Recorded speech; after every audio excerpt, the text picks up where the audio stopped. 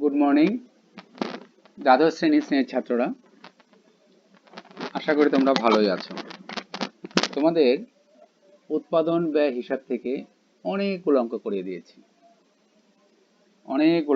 দিয়েছি। আশা করি সেই অঙ্কগুলো তোমরা দেখেছো। উৎপাদন ব্যয় বিবরণী অঙ্ক, সেটার মধ্যে কিন্তু একটা পোর্শন আছে বেতন ও মজুরির অঙ্ক, সেটা করেছি। কিভাবে প্রশ্ন পরীক্ষায় আসে, সৃজনশীল প্রশ্ন কিভাবে হয়, সেগুলো আমি দেখিয়েছি। আশা করি সেগুলো করেছো এবং সেগুলা প্রতিদিনই দেখছো, আমি আশা করছি। দেখবে এবং সেগুলো করে ফেলবে। এগুলো করলেই কিন্তু তোমার অনেক অনেক অনেক তুমি অ্যাডভান্স হয়ে যাবে। আর গতদিনও বলেছিলাম, আজকেও বলছি, তোমাদের কিন্তু নভেম্বর মাসের 1 তারিখ থেকে একটা পরীক্ষা আছে। এই দুটা অঙ্ক থাকবে সৃজনশীল, আর 10টা অবজেক্টিভ কোশ্চেন থাকবে।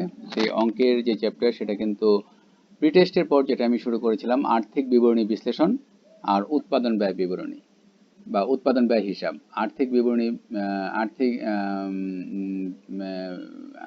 আর্থিক বিবরণী বিশ্লেষণ আর উৎপাদন ব্যয়। হ্যাঁ, এখন আর্থিক বিবরণী বিশ্লেষণের মধ্যে যেগুলো আছে অনুপাতের অঙ্কগুলো, সেগুলো সবগুলো। আর উৎপাদন ব্যয় হিসাবের মধ্যে তো আছে উৎপাদন ব্যয় হিসাব, এবং তারপরে এটার সাথে আরেকটা পোর্শন আছে, অংশ আছে, সেটা হচ্ছে বেতন ও মজুরি। হ্যাঁ, এবং সেখানে এই দুইটা চ্যাপ্টার খুব ভালো করে বলে রাখবে। তাহলে কোন দুইটা? আর্থিক বিবরণী বিশ্লেষণ অধ্যায় মনে হয় 6, চ্যাপ্টার 6। আর অধ্যায় চ্যাপ্টার 7 হচ্ছে উৎপাদন ব্যয় হিসাব, এবং এর মধ্যে বেতন ও মজুরি সহ যা আছে সব। এই দুইটা চ্যাপ্টার তোমরা অবশ্যই ভালো করে দেখবে। এটার উপর তোমাদের পরীক্ষা আছে। আচ্ছা, আজকে একটা সৃজনশীল প্রশ্ন দেখাবো। এককের অঙ্ক বলেছিলাম, এরকম একটা অঙ্ক দেখিয়েছিলাম। তারপরে আমি আরেকটা অঙ্ক দেখাচ্ছি, সেটা দেখো। ক, খ, গ 3 জন শ্রমিক, নিম্নে তাদের তথ্যাবলী দেওয়া হলো। সাপ্তাহিক কর্মঘণ্টা 48, মানে সপ্তাহে 48 ঘন্টা কাজ হয়। ঘন্টা প্রতি প্রমাণ উৎপাদন 12 একক, 1 ঘন্টায় 12টা একক উৎপাদন করে। ঘন্টা প্রতি নিয়মিত মজুরি 6 টাকা। আর মঞ্জুরিকৃত মজুরির হার প্রমাণ উৎপাদনের নিচে কার্যহারের 80%, প্রমাণ উৎপাদনের সমান কার্যহারের 100%, প্রমাণ উৎপাদনের ঊর্ধ্বে কার্যহারের 120%। আচ্ছা, প্রমাণ উৎপাদন কত সেটাকে আমাদের কিন্তু বের করে নিতে হবে এই অঙ্ক করার সময়, না হলে কিন্তু তোমাদের এই অঙ্কটা করতে গিয়ে সমস্যা করতে হবে। সেটা আমি করে দেখিয়েছি। আচ্ছা, ক, খ, গ এর প্রকৃত উৎপাদন, মানে ক উৎপাদন করে 580 একক, খ উৎপাদন করে 576 একক, গ উৎপাদন করে 570 একক। আচ্ছা, তাহলে এটা হচ্ছে তোমার কিছু তথ্য দিয়েছে, সেই তথ্যগুলো দিয়েছে। তথ্যগুলো থেকে তো করতে হবে কি, একক প্রতি স্বাভাবিক মজুরি নির্ণয় করতে হবে, একক প্রতি মঞ্জুরিকৃত মজুরির হার নির্ণয় করতে হবে, হার নির্ণয় করো, আর মজুরি বিবরণী তৈরি করে শ্রমিকদের মোট মজুরি দেখাও। এই 3টা জিনিস আমাদের করতে হবে। তাহলে এই যে তথ্যগুলো দেওয়া আছে, সেই তথ্যগুলো নিয়ে, এই তথ্যগুলো কিন্তু ভালো মতো তোমাদের দেখতে হবে যে সাপ্তাহিক কর্মঘণ্টা কত, এখানে 48 আছে, সপ্তাহে 48 ঘন্টা কাজ হয়। ঘন্টার প্রতি প্রমাণ উৎপাদন কত, 12 একক। ঘন্টার প্রতি নিয়মিত মজুরি 6 টাকা। মঞ্জুরিকৃত মজুরির হার প্রমাণ উৎপাদনের নিচে কার্যহারের 80%, প্রমাণ উৎপাদনের সমান কার্যহারের 100%, আর প্রমাণ উৎপাদনের ঊর্ধ্বে কার্যহারের 120%। আচ্ছা, ক, খ, গ এর প্রকৃত উৎপাদন, ক 580 একক, খ 576 একক, গ 570 একক। খুব ভালোভাবে অঙ্কটা পড়বে। পড়ার পর যা করতে বলবে সেটা আমরা করব। একক প্রতি স্বাভাবিক মজুরি নির্ণয় করো। আচ্ছা, একক প্রতি স্বাভাবিক মজুরি দেখো। একক প্রতি স্বাভাবিক মজুরি ঘন্টার প্রতি মজুরি ডিভাইডেড বাই ঘন্টার প্রতি প্রমাণ উৎপাদন।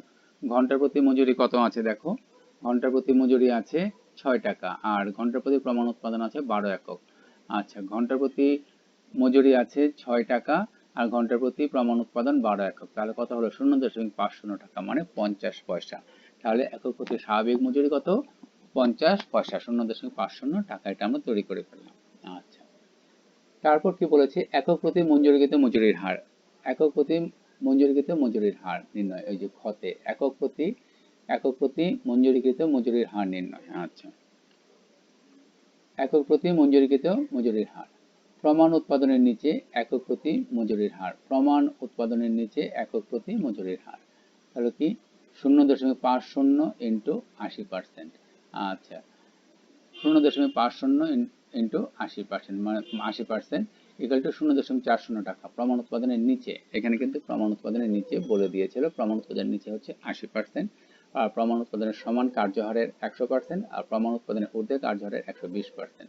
তাহলে প্রমাণ উৎপাদনের নিচে একক প্রতি মজুরি হার 0.50 ইন্টু 80% সমান সমান 0.40 টাকা, আর প্রমাণ উৎপাদনের সমান একক প্রতি মজুরির হার ওই 5.05 ইন্টু 100% ইকুয়াল টু 0.50 টাকা, আর প্রমাণ উৎপাদনের ঊর্ধ্বে একক প্রতি মজুরির হার 0.50 ইন্টু 120% ইকুয়াল টু 0.60।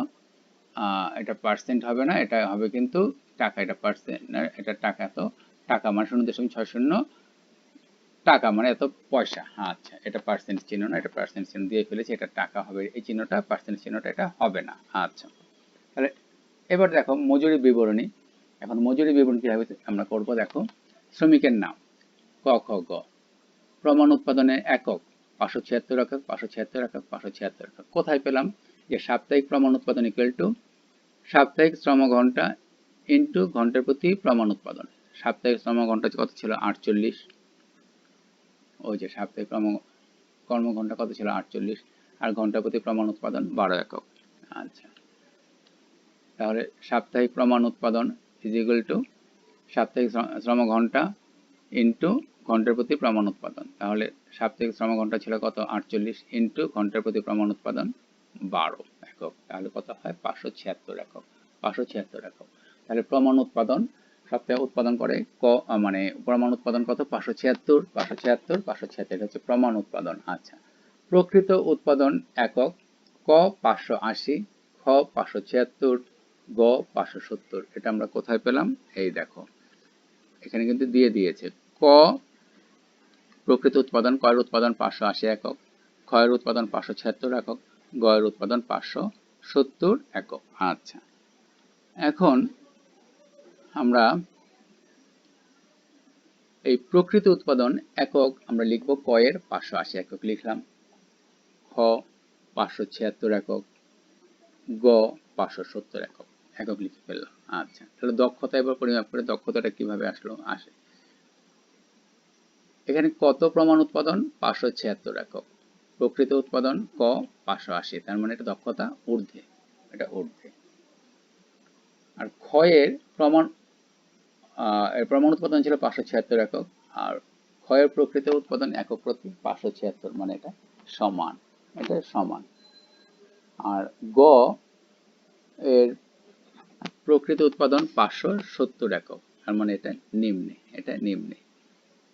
ক ঊর্ধ্বে, খ সমান, গ হচ্ছে নিম্নে, কারণ প্রকৃত উৎপাদন 576 একক, মানে প্রমাণ উৎপাদন, প্রমাণ উৎপাদন 576 একক, কিন্তু ক খ গ এর প্রকৃত উৎপাদন ক এর 580 একক, খ এর 576 একক, গ এর 570 একক। যেহেতু ক 580 একক প্রকৃত উৎপাদন, তাই ক এ ঊর্ধ্বে দক্ষতা, আর খ 576 একক উৎপাদন করে, এবং প্রমাণ উৎপাদন 576, প্রকৃত 576, তাহলে সমান। আর গ প্রকৃত উৎপাদন একক হচ্ছে 570 একক, কিন্তু প্রমাণ উৎপাদন 576, তাহলে এটা হচ্ছে নিম্নে। আচ্ছা, এখন 580 কে একক প্রতি মজুরি হার, তার মানে ঊর্ধ্বে কি ছিল দেখো 0.60 টাকা, এটা পার্সেন্টেজ না, 0.60 টাকা। আচ্ছা, তাহলে 580 কে 0.60 দিয়ে গুণ দেব, 348 টাকা মজুরি, মোট মজুরি, এটা টাকা, এটা টাকা 348 টাকা। আচ্ছা, আর খ 576 একক সমান হলে কি হয় দেখো 0.50 টাকা। আচ্ছা, 0.50 টাকা, 288 টাকা। আর গ 570, এটা হচ্ছে নিম্নে, নিম্নে হলে কত হয় 0.40 টাকা, 0.40 টাকা, তাহলে কত হয় 228 টাকা। মোট মজুরি হয়ে গেল 864 টাকা, মোট মজুরি কত হলো 864 টাকা। আচ্ছা, তাহলে ক এর মজুরি 348 টাকা, খ এর মজুরি 288 টাকা, আর গ এর মজুরি 228 টাকা, 228 টাকা, মোট হলো 864 টাকা। এটা হচ্ছে মোট মজুরি। তাহলে কোনটা ঊর্ধ্বে কোনটা নিম্নে এবং কোনটা সমান সেটা আমরা বুঝতে পারলাম। প্রমাণ উৎপাদনটা আমার বের করে নিতে হবে। অবশ্যই প্রমাণ উৎপাদন এই ফর্মুলাতে বের করবে, সাপ্তাহিক শ্রমঘন্টা ইন্টু ঘন্টার প্রতি প্রমাণ উৎপাদন। শ্রমঘন্টা ছিল 48 সপ্তাহে, আর ঘন্টা প্রতি প্রমাণ উৎপাদন ছিল 12 একক। এই গুণ করলে 576 একক। এটা হচ্ছে প্রমাণ উৎপাদন। আর প্রকৃত উৎপাদন ক, খ, গ এর যা ছিল এটার সাথে তুলনা করবে 576 আর 580, তার মানে এটা ঊর্ধ্বে। 576 আর এটা 576 মানে সমান, আর এটা 576 570, তার মানে এটা নিম্নে। ঠিক এভাবে চিন্তা করে তারপর যে তোমার এখানে প্রমাণ উৎপাদনের নিচে একপ্রতি মজুরির হার আবার সমান হলে কত এবং ঊর্ধ্ব হলে কত সেটাও কিন্তু আমরা দেখতে পেয়েছি, আমরা করেছি। হ্যাঁ, করার পর এখানে এগুলো দিয়ে যেমন 580-কে 0.60 দিয়ে গুণ দিয়েছি, হলো কত 348 টাকা পায় ক। খ পায় 0.50 দিয়ে 576-কে গুণ দিয়েছি 288 টাকা, আর 570-কে 0.40 দিয়ে গুণ দিয়েছি 228 টাকা। এই আলাদাভাবে আমরা করেছি, করার পর মোট মজুরি হলো 864 টাকা। আচ্ছা, তাহলে আমরা মোটামুটি ভাবে এটা বুঝতে পারলাম। তাহলে এই যে আমি একক প্রতি যে এককের অঙ্কগুলো আমি করালাম, এককের অঙ্ক তুমি দেখবে যে এই যে অংশটা আছে, এই যে তথ্যাবলী আছে, তথ্যাবলী গুলো কি দেওয়া আছে। হ্যাঁ, এখানে কিন্তু পার্সেন্টেজ গুলো সবচেয়ে বেশি পরিমাণে দেখতে হবে। এর আগের অঙ্ক যে করেছি যেমন প্রভিডেন্ট ফান্ডে কর্তন উপার্জন, সেগুলো কিন্তু পার্সেন্টেজের একটা বিষয় ছিল, সেগুলো ভালো করে দেখতে বলেছি। এককের অঙ্ক যে করালাম সেখানেও পার্সেন্টেজের বিষয় আছে, সেই জিনিসগুলো তোমরা একটু ভালোভাবে দেখবে, নাহলে কিন্তু এই অঙ্ক ভুল হওয়ার সম্ভাবনা থাকবে। অঙ্কগুলো কিন্তু খুবই ছোট, খুবই কম সময়ের মধ্যে করা যায়, কারণ ফর্মুলাগুলো একটু খেয়াল রাখবে। এখানে কিছু কয়েকটা সূত্র আছে, যেমন একক প্রতি স্বাভাবিক মজুরি ইকুয়াল টু ঘন্টা প্রতি মজুরি ডিভাইডেড বাই ঘন্টা প্রতি প্রমাণ উৎপাদন। সবই তোমার কিন্তু এখানে তথ্যের মধ্যে দেওয়া আছে, শুধু বসিয়ে আমরা ফাংশনটা করব, কাজটা করে ফেলবো। হ্যাঁ, ঘন্টা প্রতি মজুরি ছিল 6 টাকা, ঘন্টা প্রতি মজুরি ছিল এখানে 6 টাকা, আর ঘন্টা প্রতি প্রমাণ উৎপাদন ছিল 12 একক। ঘন্টা প্রতি মজুরি ছিল 6 টাকা ডিভাইডেড বাই 12 একক, কত হয় 0.50 টাকা। এটা হচ্ছে একক প্রতি স্বাভাবিক মজুরি, একটা উৎপাদন করতে মজুরি হচ্ছে কত 0.50 টাকা। তারপর প্রমাণ উৎপাদনের নিচে মজুরি হার যে 80% ছিল, 80%-কে ওই যে যেটা আমরা বের করেছি একক প্রতি স্বাভাবিক মজুরি, হ্যাঁ কত, একক প্রতি স্বাভাবিক মজুরি, একটা স্বাভাবিক উৎপাদন করতে স্বাভাবিক মজুরি কত 0.50 টাকা।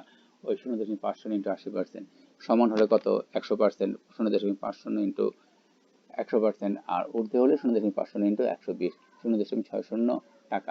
এটা কিন্তু আবারও বলি, এই জায়গাটা কিন্তু টাকা হবে, পার্সেন্টেজের চিহ্নটা এটা হবে না এখানে। তারপর সেটা দক্ষতা অনুযায়ী, সেই দক্ষতাটা আমরা কিভাবে নির্ণয় করতে হয় সেটা দক্ষতাটা আমরা নির্ণয় করেছি। নির্ণয় করার পর সেটা গুণ দেওয়ার পর যেটা হলো সেটা আমরা বের করলাম, মোট মজুরি হয়ে গেল 864 টাকা। আর আলাদা আলাদা ভাবেও কিন্তু আমরা কত হয় সেটা আমরা বের করতে পেরেছি, 348 টাকা, খ হয় 288 টাকা, গ হয় 228 টাকা, মোট হলো 664 টাকা। এর জন্য কিন্তু তোমাকে অবশ্যই সাপ্তাহিক প্রমাণ উৎপাদনটা, এটা কিন্তু ওয়ার্কিংস এর কাজ, এটা ওয়ার্কিংস এর কাজ, এটা কিন্তু অবশ্যই কোর্টে দেখিয়ে দিতে হবে। এটা যদি না করে দাও তাহলে কিন্তু তুমি প্রমাণ উৎপাদন আর প্রকৃত উৎপাদনের মধ্যে গোলমাল করে ফেলবে। এটা কিন্তু অবশ্যই অবশ্যই করে দেখাতে হবে, না হলে কিন্তু কোশ্চেন থাকতে পারে টিচারদের মনে যে এই যে ফিগারটা 576 576 576 কোথায় পেলে। এটা কিন্তু অনেক সময় দিয়ে দেবে না, শুধু দিয়ে দেবে স্বাভাবিক শ্রমঘন্টা আর ঘন্টা প্রতি প্রমাণ উৎপাদন। তখন তোমাকে সাপ্তাহিক প্রমাণ উৎপাদনটা করে দেখিয়ে দিতে হবে। এভাবে আমি করে দেখিয়ে দিয়েছি। হ্যাঁ, এভাবে অঙ্ক করে দেখিয়ে দিয়েছি, এবং দেখানোর পর অঙ্কটা কিন্তু যা যা দরকার, যেখানে যে যে তথ্যগুলো সেগুলো দিয়ে আমরা করেছি, এবং অঙ্কটা আমার এখানেই শেষ হয়েছে। তোমরা যদি এই অঙ্কটা ভালোভাবে করে থাকো, বুঝে থাকো, তাহলে অঙ্কটা পরীক্ষার সময় খুব তাড়াতাড়ি মানে খুব দ্রুত সময়ে অ্যান্সার করতে পারবে। যাই হোক, আমি আবারও বলি, তোমাদের কিন্তু নভেম্বরের 1 তারিখ থেকে একটা পরীক্ষা হবে। পরীক্ষার সিলেবাস আমি বলে দিয়েছি। প্রি টেস্টের পর যে দুটো চ্যাপ্টার করিয়েছি, আর্থিক বিবরণী বিশ্লেষণ আর হচ্ছে তোমার উৎপাদন ব্যয় বিবরণী, এবং এর মধ্যে উৎপাদন ব্যয় হিসাবের মধ্যে উৎপাদন ব্যয় বিবরণী এবং মজুরি ও বেতনের যে অংশটা আছে সেটা, এবং আর্থিক বিবরণী বিশ্লেষণ, যেটা নাকি আমি এর আগে করিয়েছি, অনেকদিন আগে ক্লাসে যেটা করেছি। দুইটি চ্যাপ্টারের উপরে তোমাদের পরীক্ষা হবে। তাহলে এই পরীক্ষার জন্য তোমরা প্রিপারেশন নাও, আশা করি তোমরা ভালোই পারবে, ভালো পরীক্ষা ভালো করতে পারবে। কারণ আমি যেগুলো করিয়েছি এগুলো ভালো মতো দেখতে থাকো, খুবই ভালো মতো দেখতে থাকো, দেখবে যে এখান থেকে হয়তো বা কোশ্চেন আসছে বা এদিক সেদিক করে কোশ্চেন আসবে। তোমরা মনোযোগ দিয়ে পড়তে থাকো, ভালোভাবে পড়তে থাকো। যাই হোক, আজ এখানে রাখছি। তোমরা ভালো থাকো, সুস্থ থাকো। ধন্যবাদ সবাইকে।